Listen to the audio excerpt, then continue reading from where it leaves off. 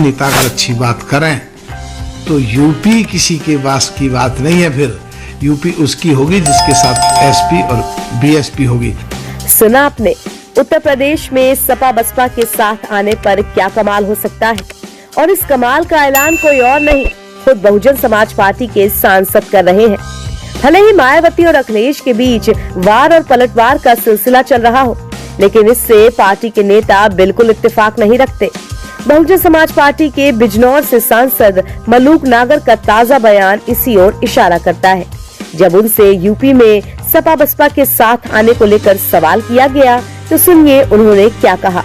अखिलेश जी अच्छी बात कर रहे हैं, मायावती जी ने भी कई बार अच्छी बात करी है, और यूपी में ये दोनों नेता अगर अच्छी बात करें तो यूपी किसी के पास की बात नहीं है, फिर यूपी उसकी होगी जिसके साथ एसपी और बीएसपी होगी।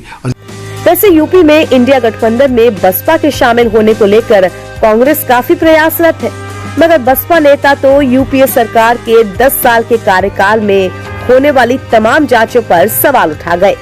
बात है दबाव की, दबाव कुछ भी नहीं है, न समाजवादी पार्टी पे है न बसपा पे है।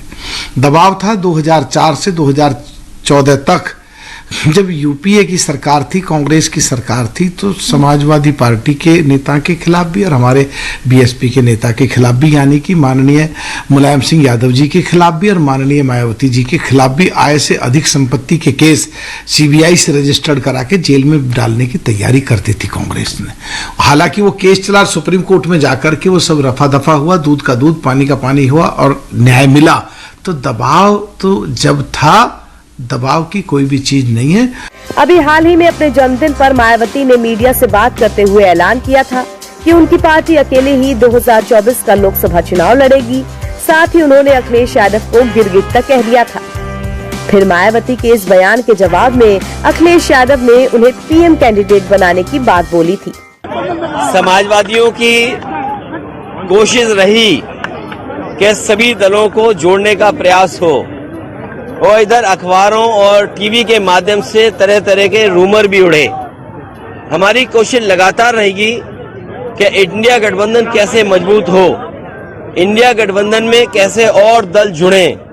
जहां तक आप बहुजन समाज पार्टी के बारे में कह रहे हैं, समाजवादियों ने तो सम्मान देने का काम किया है, और हमेशा सम्मान कैसे बढ़े उसका भी कभी आपने देखा होगा।